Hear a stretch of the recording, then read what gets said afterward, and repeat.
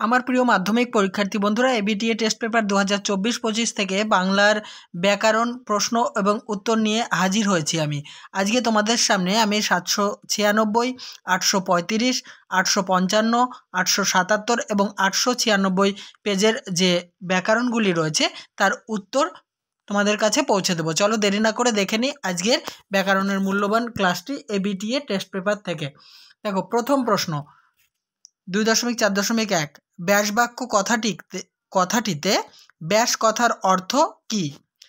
ব্যাসবাক্য কথাটিতে ব্যাস কথার অর্থ হলো বিস্তার।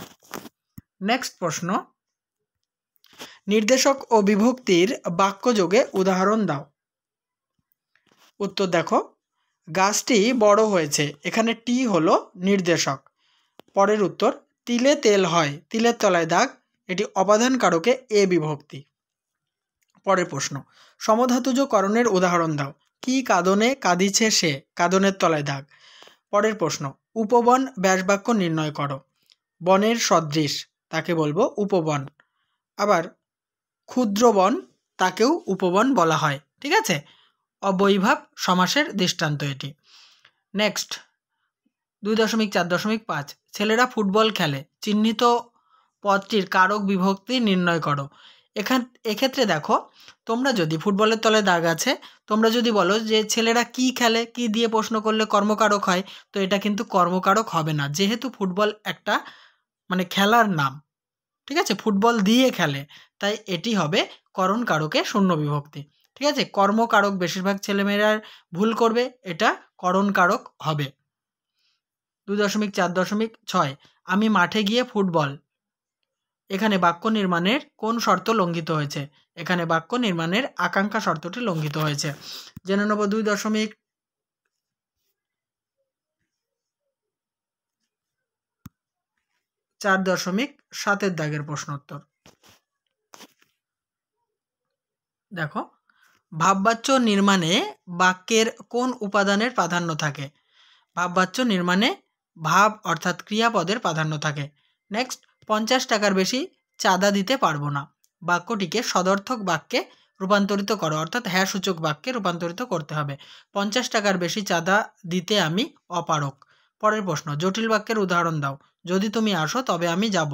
নেক্সট, একশেষ দ্বন্দ্ব সমাসের উদাহরণ দাও। তুমি, আমি ও সে, তাকে আমরা বলবো আমরা। পরের পেজে চলে এসো। প্রথমেই রয়েছে তির্যক বিভক্তি কাকে বলে? যে বিভক্তি একাধিক কারকে ব্যবহৃত হয় তাকে তির্যক বিভক্তি বলে। পরের প্রশ্ন, একটি গৌণ কর্মের উদাহরণ দাও। বাবা আমাকে একটি কলম দিয়েছেন। তো এখানে এই আমাকের তলায় দাগ, এখানে আমাকে হচ্ছে গৌণ কর্ম। পরের প্রশ্ন, চিহ্নিত পদটির কারক ও বিভক্তি নির্ণয় করো। কৃপণ আলোর অন্তঃপুরে, অন্তঃপুরের তলায় দাগ, অধিকরণ কারকে এ বিভক্তি। 2.4.4 জ্ঞানচক্ষু পদটির ব্যাসবাক্য সহ সমাসের নাম লেখো। জ্ঞান রূপ চক্ষু, তাকে আমরা বলবো জ্ঞানচক্ষু, রূপক কর্মধারয় সমাস। 2.4.5 বিভক্তি ও অনুসর্গের একটি পার্থক্য লেখো। বিভক্তির নিজস্ব কোনো অর্থ এবং স্বাধীন ব্যবহার নেই, কিন্তু অনুসর্গের নিজস্ব অর্থ এবং স্বাধীন ব্যবহার আছে। পরের প্রশ্ন, বাক্য নির্মাণের শর্তগুলির নাম লেখো। বাক্য নির্মাণের শর্তগুলি হলো যোগ্যতা, আসক্তি এবং আকাঙ্ক্ষা। নেক্সট, গঠনগত দিক থেকে বাক্য কত প্রকার ও কী কী? গঠনগত দিক থেকে বাক্য 4 প্রকার, যথা সরল বাক্য, জটিল বাক্য, যৌগিক বাক্য এবং মিশ্র বাক্য। 2.4.8 নদীর ধারে তার জন্ম হইয়াছে, কর্তৃবাচ্যে পরিণত করো। নদীর ধারে সে জন্ম লইয়াছে বা নদীর ধারে সে জন্মেছে। 2.4.9 বহুব্রীহি কথার অর্থ কি? বহু মানে হচ্ছে অনেক, ব্রীহি মানে হচ্ছে ধান। এক কথায় এভাবে লিখবে তোমরা, বহু ব্রীহি যাহার বা যার, তাকে বলবো বহুব্রীহি। কিন্তু বহু কিংবা ব্রীহিকে না বুঝিয়ে এক্ষেত্রে জমিদার বা ভূস্বামীকে বোঝায়।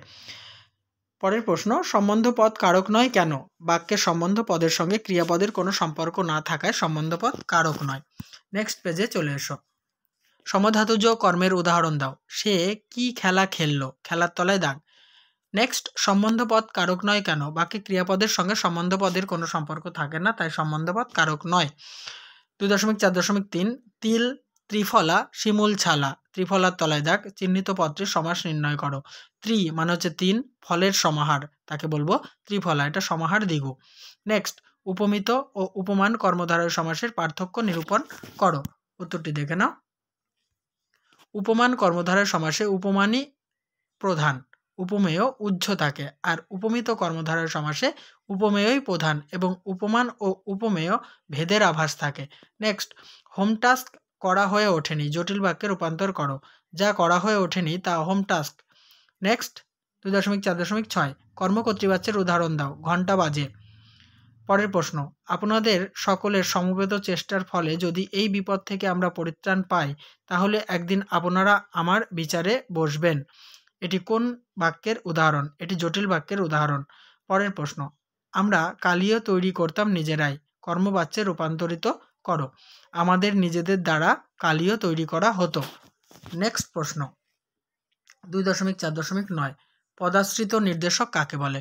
বাক্যে ব্যবহৃত যেসব শব্দাংশ, মানে অবশ্যই সেগুলি অব্যয় বা প্রত্যয়, বিশেষ্য বা বিশেষণের পরে বা আশ্রয়ে যুক্ত হয়ে সেই পদের নির্দিষ্টতা বা অনির্দিষ্টতা বোঝায়, তাকে পদাশ্রিত নির্দেশক বলে। নেক্সট, বাক্যাশ্রয়ী সমাসের একটি উদাহরণ দাও। বসে আঁকো প্রতিযোগিতা। পরের প্রশ্ন, মানে পরের পেজ, কর্মকারকে ক্রিয়াকে কি দিয়ে প্রশ্ন করলে উত্তর হিসেবে কি পাওয়া যাবে? কর্মকারকে ক্রিয়াকে কি দিয়ে প্রশ্ন করলে উত্তর হিসেবে মুখ্য কর্ম পাওয়া যাবে। উদাহরণ দেখো, বাবা আমাকে একটি কলম কিনে দিয়েছেন। এখানে যে কিনে কথাটি আমি এখানে লিখতে ভুলে গেছি। বাবা আমাকে একটি কলম কিনে দিয়েছেন। ঠিক আছে, এখানে সমাপিকা ক্রিয়া হচ্ছে কিনে। একে যদি তোমরা কি দিয়ে প্রশ্ন করো তাহলে উত্তর পাওয়া যাবে কলম। ঠিক আছে, নেক্সট পেজ, প্রশ্ন 2.4.2 বিভক্তি ও অনুসর্গের প্রয়োগের বিশিষ্টতা অনুযায়ী বাংলা কারককে কয় ভাগে ভাগ করা যায় এবং কি কি? বিভক্তি ও অনুসর্গের প্রয়োগের বিশিষ্টতা অনুযায়ী বাংলা কারককে 6 ভাগে ভাগ করা যায়। সেগুলি হচ্ছে কর্তৃকারক, কর্মকারক, করণকারক, অপাদানকারক, অধিকরণকারক এবং সম্বন্ধকারক। নেক্সট 2.4.3 একটি উপায়াত্মক করণের উদাহরণ দাও। রাম বুদ্ধি বলে রাবণকে হত্যা করে। এই বুদ্ধি বলের তলায় দাগ, এটি হচ্ছে উপায়াত্মক করণ। নেক্সট, বাচ্য শব্দের ব্যুৎপত্তিটি কি? বচ, ব চয় হসন। ঠিক আছে, ব চয় হসন, বচ যুক্ত নত, বাচ্য। 2.4.5 কর্তৃবাচ্যের দুটি বৈশিষ্ট্য লেখো। প্রথম বৈশিষ্ট্য, কর্তৃবাচ্যে কর্তা প্রধান এবং ক্রিয়াপদ কর্তৃপদের অনুগামী হয়। নেক্সট বৈশিষ্ট্য, কর্তৃবাচ্যে কর্তা সাধারণত বাক্যের উদ্দেশ্য অংশে অবস্থান করে। পরের পেজ 2.4.6 এত গরম জলে স্নান করা যায় না। এটি কোন বাচ্যের উদাহরণ? এটি ভাব বাচ্যের উদাহরণ। নেক্সট, ব্যাসবাক্য সহ সমাসের নাম লেখো। অশ্রুতপূর্ব, এটাকে ব্যাসবাক্য করলে হবে পূর্বে অশ্রুত, তৎপুরুষ সমাস। নেক্সট, দশানন শব্দটিকে কোন সমাসের নিয়মে ভাঙা যায়? দশানন শব্দটিকে বহুব্রীহি সমাসের নিয়মে ভাঙা যায়। দেখো, দশাননকে যদি আমরা ব্যাসবাক্য করি লিখব দশ আনন যার। পরের প্রশ্ন, জটিল বাক্য গঠনের ক্ষেত্রে অব্যয়ের ভূমিকাটি কি? জটিল বাক্য গঠনের ক্ষেত্রে অব্যয় বিশেষ্য, সর্বনাম বা বাক্যাংশের সম্পর্ক দেখাতে ব্যবহৃত হয়। নেক্সট প্রশ্ন, প্রশ্নসূচক বাক্যে কয় দীর্ঘী কি এবং কয় রস্যি কি এর পার্থক্য লেখো।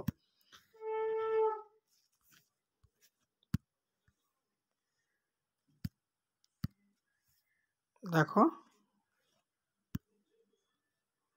এটা মিস্টেক হয়ে গেছে, যাই হোক উত্তরটা। পরের পেজ, সমধাতুজ কর্মের একটি উদাহরণ দাও।